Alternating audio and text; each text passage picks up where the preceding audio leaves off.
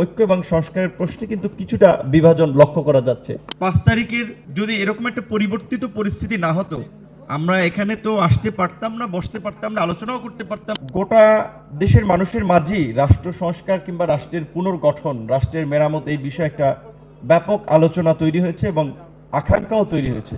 স্বাভাবিকভাবে এই সংস্কারগুলো করার জন্য বিশেষ করে আন্দোলনের অংশীজন থেকে শুরু করে বিভিন্ন স্টেক হোল্ডার তাদের একটা ঐক্যমত্য প্রয়োজন। জুলাই বিপ্লবে যেভাবে ফ্যাসিবাদের পতনে সবাই একেবারে ঐক্যবদ্ধ হয়েছিল, কিংবা সবাই যেভাবে ইংরেজিতে বলে যে we are on the same page, যে একই বিন্দুতে ছিলাম, কিন্তু 5ই আগস্টের পরে বিশেষ করে সরকার গঠনের পর কিন্তু কিছুটা হলেও নানান কারণে আস্তে আস্তে একটু বিভক্তি স্পষ্ট হচ্ছে। এটা সত্য। এটা যতই আমরা পজিটিভ বলি, তারপর এটা একটা বাস্তবতা যে ঐক্য এবং সংস্কারের প্রশ্নে কিন্তু কিছুটা বিভাজন লক্ষ্য করা যাচ্ছে, যার ফলে হয়তো এই আলোচনাগুলোর প্রাসঙ্গিকতা আরো ব্যাপক মাত্রায় তৈরি হয়েছে। জুলাই বিপ্লব আমরা বলি 36 দিনের কথা, মানে হয়তো আমরা হেডলাইন হিসেবে ইউজ করি, কিন্তু এটা ভুলে গেলে চলবে না যে আসলে জুলাইটা হঠাৎ করে চলে আসে নাই।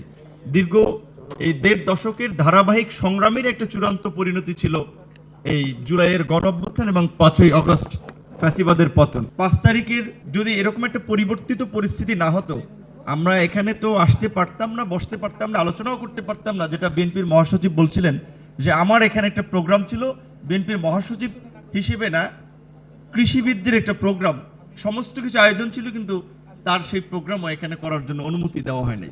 আজকে এই পট পরিবর্তন না হলে আমাদের অনেকে অলরেডি তো জেলে চলে গিয়েছিলাম। আমরা 19শে জুলাই আমি গ্রেপ্তার হয়েছিলাম। এখানে জহিরুদ্দিন স্বপন ভাই আছেন, আরো অনেকে আছেন, সকালবেলা ছিলেন যারা জামাতের সেক্রেটারি জেনারেল, উনি বক্তব্য রেখেছেন, ওনারা জেলেই ছিলেন। কাজে আমাদের হয়তো কয়েক বছর অন্তত জেলেই পৌঁছে মানে দিন শেষ করতে হতো। দ্বিকক্ষ বিশিষ্ট পার্লামেন্টের কথা আসতেছে, দ্বিকক্ষ বিশিষ্ট পার্লামেন্ট হবে। বিএনপি সহ আমরা যারা যুগপৎ আন্দোলন করেছিলাম তারাও একটা 31 দফা দিয়েছি, সেখানে আছে, কিন্তু কি প্রক্রিয়ায় হবে সেটা কিন্তু বলা নাই। আমাদের দলের পক্ষ থেকে আমরা সংস্কার কমিশনের কাছে একটা প্রস্তাবনা দিয়েছিলাম। এটা আমরা 2000, বিশেষ করে এখানে একটু বলতে হয় যে 2018 সালের এই কোটা সংস্কার আন্দোলনের পরে আমরা যখন দেখেছি যে আসলে এই কোটা সংস্কার আন্দোলনের পরে যখন 2019 সালে ডাকসু নির্বাচন হলো, সেখানে স্বাভাবিকভাবেই দেশের মেধাবী ছাত্ররা, তরুণরা গতানুগতিক রাজনীতির বাইরে আমাদেরকে ভোট দিয়ে নির্বাচিত করলো। এবং এটা তো সবাই বলছিল যে দীর্ঘদিন ধরে তরুণরা রাজনীতি বিমুখ।